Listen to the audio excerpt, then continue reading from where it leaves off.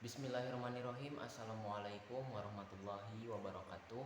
Innal hamdalillah nahmaduhu wa nasta'inuhu wa nastaghfiruh wa na'udzubillahi min syururi anfusina wa min sayyiati a'malina may yahdihillahu fala mudhillalah. Asyhadu an la ilaha illallah wa asyhadu anna Muhammadan abduhu wa rasuluh amma ba'd. Baik, pada kesempatan kali ini tujuan saya membuat video ini yakni untuk memenuhi tugas pada mata kuliah bimbingan dan konseling, yang mana pada kesempatan kali ini saya akan menjelaskan sebuah kronologi daripada case atau permasalahan dalam bimbingan dan konseling, serta pendekatan yang bisa dilakukan dan juga cara-cara untuk mengatasi daripada permasalahan tadi. Sebelumnya izin memperkenalkan diri, nama saya Dimo Aditya Nugroho dengan NPM 2316311100086, yang mana saya berasal dari kelas PAI 5C. Nah, sebelumnya yang saya hormati juga kepada dosen pengampu mata kuliah bimbingan dan konseling, yakni Ibu Nur Aini Farida SPDI MPD, yang insya Allah dalam keadaan sehat walafiat dan dalam lindungan Allah Subhanahu wa Ta'ala. Baik, telah disinggung tadi pada pembukaan bahwa saya akan menjelaskan mengenai kronologi ataupun rangkaian daripada suatu case atau permasalahan dalam bimbingan dan konseling, dan pendekatan yang bisa dilakukan serta cara-cara mengatasi daripada permasalahan tersebut.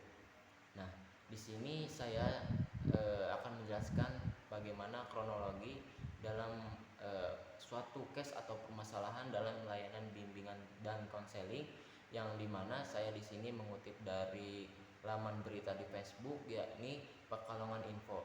Nah, baik, izin membacakan materi ataupun kronologi daripada case tersebut. Di sini dijelaskan dalam laman berita tersebut bahwa salah seorang siswa alumni salah satu SMA di kota Pekalongan ini lulus tahun 2025, di mana dia ini merasa dirugikan oleh pihak sekolah dan juga guru BK, di mana di sini dia ini dikecewakan daripada terkait pemberitahuan hasil seleksi beasiswa daripada Provinsi Jawa Tengah untuk program kuliah dan kerja di Korea Selatan. Nah, menurut siswa tersebut, ia telah berhasil lolos tes administrasi dan akademik. Bahkan tes akademiknya ini dilakukan 8 Juli 2025 dan memperoleh nilai paling tinggi. Nah, namun ketika menunggu pengumuman tahap selanjutnya, informasi kelolosan untuk tahap tes CAT di Semarang tanggal 17 Juli 2025 tidak disampaikan kepadanya oleh guru BK yang bersangkutan. Padahal informasi tersebut telah diutarakan oleh kepala sekolah kepada guru BK. Mirisnya juga, siswa tersebut baru mengetahui informasi kelolosan 1 bulan kemudian. Setelah ia menanyakan langsung ke pihak panitia pada tanggal 13 Agustus 2025, ia juga merasa sangat tidak terima. Siswa tersebut lalu mendatangi pihak sekolahan bersama orang tuanya, di mana tujuannya ini untuk meminta klarifikasi serta pertanggungjawaban kepada pihak sekolah pada tanggal 15 Agustus 2025. Nah, setelah mendatangi pihak sekolah tadi, siswa beserta orang tua ini merasa sangat kecewa tentunya, karena hal tersebut dikarenakan pihak sekolah justru terkesan menyepelekan dan juga menekankan bahwa kesempatan bisa dicoba lagi tahun depan. Apalagi program beasiswa ini berjalan setiap tahun, pihak siswa merasa dirugikan dan menginginkan perhatian serius terhadap kelalaian oknum guru BK tadi, supaya kedepannya agar tidak merugikan siswa-siswa lainnya ataupun alumni juga daripada sekolah tersebut.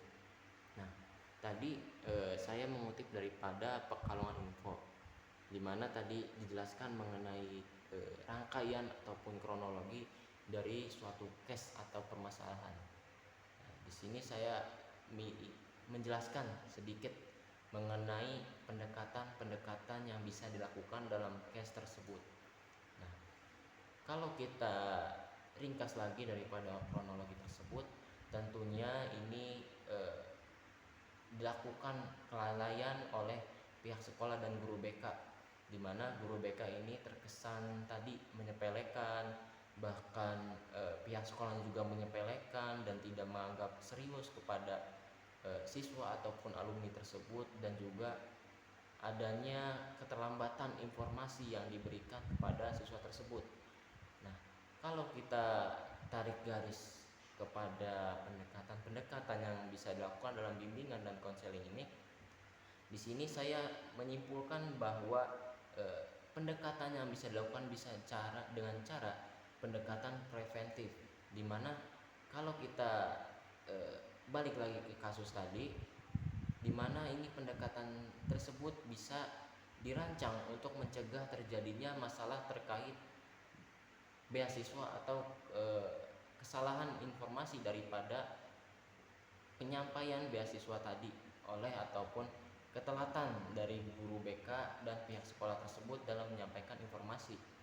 Nah, pendekatan preventif juga bisa dilakukan dengan misalnya memberikan suatu pelatihan ataupun bimbingan soft skill dan lain sebagainya kepada siswa, dan juga untuk mencegah ya terjadinya kalau memang ada keterlambatan informasi dalam mengirimkan data dokumen untuk persyaratan beasiswa, itu kan bisa dilakukan dengan pendekatan preventif, atau bahasanya untuk mencegah terjadinya tadi kelalaian ataupun dalam pengiriman dokumen data untuk data pendukung beasiswa tadi dan lain sebagainya. Nah, selain itu juga di sini ada pendekatan remedial. Kalau tadi pendekatan preventif lebih pada untuk mencegah. Nah, kalau pendekatan remedial ini lebih kepada yang sudah terjadi. Nah, kalau yang sudah terjadi kan tadi bisa dilakukan daripada kasus tersebut. Case tersebut bisa dilakukan pendekatan remedial, di mana pendekatan remedial ini setelah terjadi dan juga bertujuan untuk membantu siswa yang mengalami masalah dalam proses pengajuan atau pemanfaatan beasiswa. Nah, kalau kita tarik garis lagi, bahwasannya tadi kan ada ketelatan atau disinformasi gitu dalam penyampaian informasi beasiswa kepada alumni tersebut.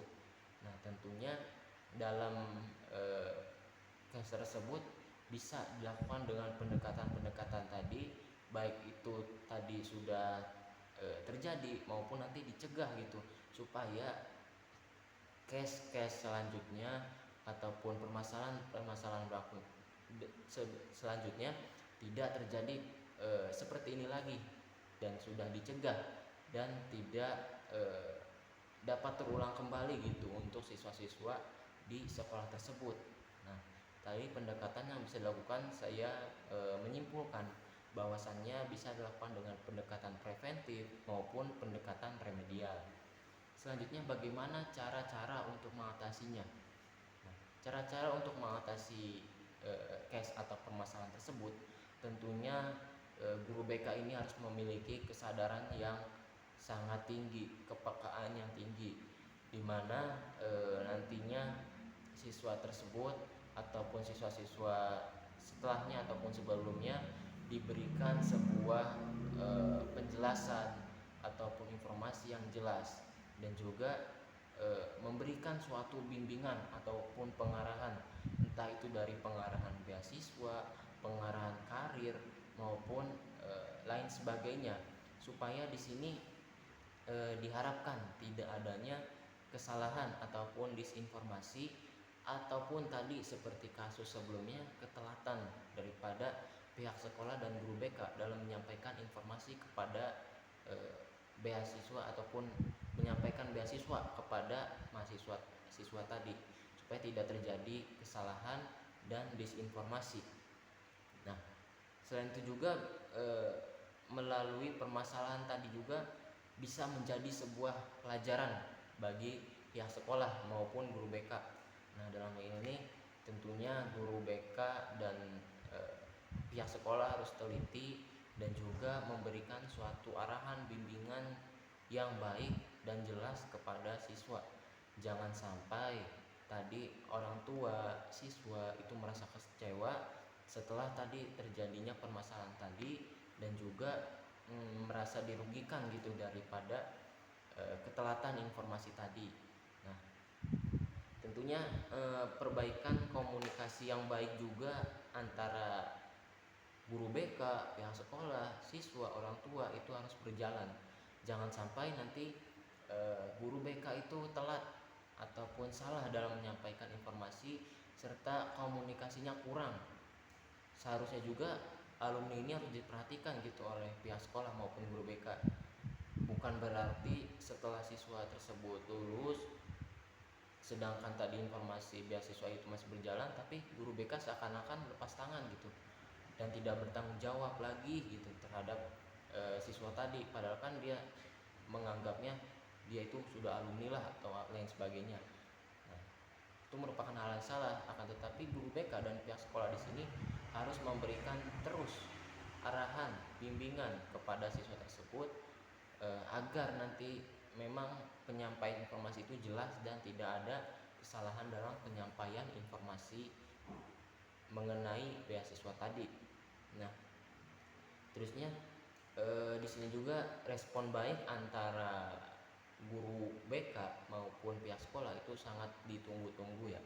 Bukan berarti tadi lepas tangan gitu terhadap alumni. Justru guru BK dan pihak sekolah masih memiliki kewajiban tadi untuk mengarahkan, membimbing, dan juga memberikan suatu solusi daripada permasalahan tersebut, dan juga memberikan sebuah motivasi baik gitu, feedback yang baik dan positif kepada siswa supaya tidak terjadi kesalahan maupun terulang kembali gitu kayak hal-hal yang terjadi dalam tadi yang sudah dijelaskan pada kasus tersebut.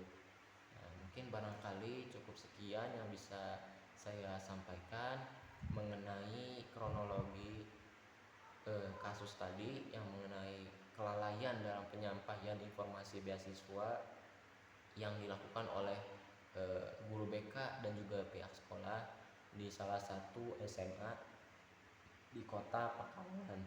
Dan juga siswa ini diharapkan lagi, baik entah itu ke guru BK ataupun ke pihak sekolah, harus memperbaiki komunikasi yang baik, dan juga guru BK tadi harus memberikan suatu motivasi positif kepada siswa tersebut agar tidak terulang kembali.